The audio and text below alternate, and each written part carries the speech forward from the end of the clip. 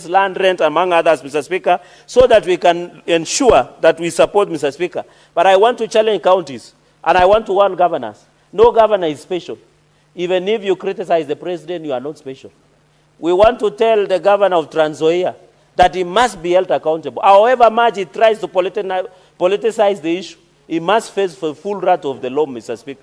And I want even to throw mind, Mr. Speaker, this country people should avoid bad manners. I want to thank Her Excellency Samia Suluhu Hassan for calling out activists who wanted to go and disrupt the peace in Tanzania.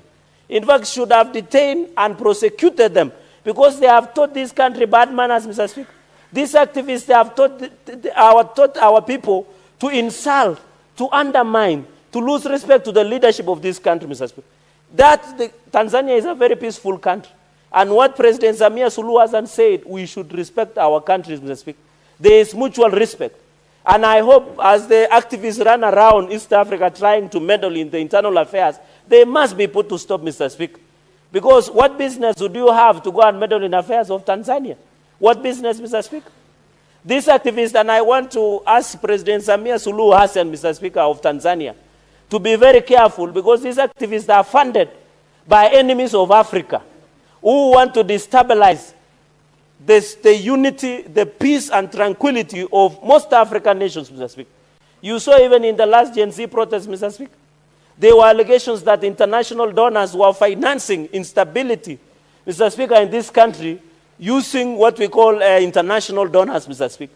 So I want to ask the President Samia Suluhu Hassan that in the spirit of East Africa, he should assist us to discipline some of these ill-behaved activists that have continued to destabilize Kenya, Mr. Speaker. The island of peace of Tanzania must be protected, Mr. Speaker. Senator Cherargei. And our finye kabisa. Senator Cherargei, can you relate what you are now discussing with the Division of Revenue Bill? Can you relate the two? Because you okay. I'm trying to relate. What I'm saying, Mr. Speaker, we need stability in Tanzania and in Kenya. Because there is balance of trade. We export and import. We get taxes. Then we build on the division of revenue, Mr. Speaker. And that is why I'm saying we should not disturb the peace and unity of Tanzania, Mr. Speaker. And ask Samia Suluhu Hassan afinya hawa kabisa. There's a minute. Mr. Speaker, this is a very serious flaw in this House, Mr. Speaker. And, Mr. Speaker, this is on 105 in the statement of facts.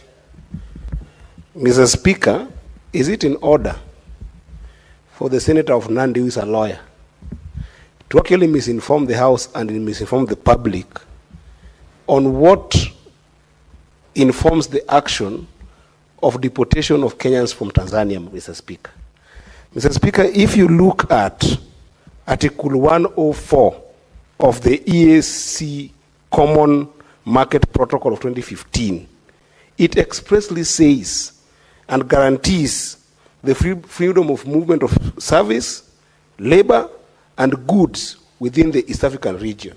If you look at the treaty, Mr. Speaker, that was established in 1999, Mr. Speaker, it allows the tenets of democracy to actually permeate in the region entirely, Mr. Speaker. How can Senator Cherargei allow the existence of those treaties, Mr. Speaker? This is something that must be condemned and is not right and could actually lead to reciprocation by Kenyans for other members, Mr. Speaker. So is it factual that that's the tenets of our democracy, Mr. Speaker, that dictatorship in Tanzania is exclusive to our dictatorship in the country? Senator Cherargei has heard you. Let him respond. The Senator Eddie should withdraw and apologize. There is no dictatorship in Tanzania because they do elections regularly. Correct. So it is very wrong. Mr. Speaker, I wanted to answer point of order and after. 1 minute? Yes. So he must withdraw and apologize because Samia Suluhu Hassan, president, she has been elected to be in that office alongside the late Magufuli. Number 2, under the EAC treaty, it talks about goods and services. Martha Karua and other busybody activists are not defined as goods and services. Unless I got it, the treaty of 1999. Goods, services, and labor. And which labor was a busybodies activist? The Martha Karua and Boniface were taking to Tanzania, Mr. Speaker. And NGO money and cloud chasing in TikTok and Facebook, Mr. Speaker. Mr. Speaker, with those many remarks, I submit and I pray that we go to mediation, Mr. Speaker.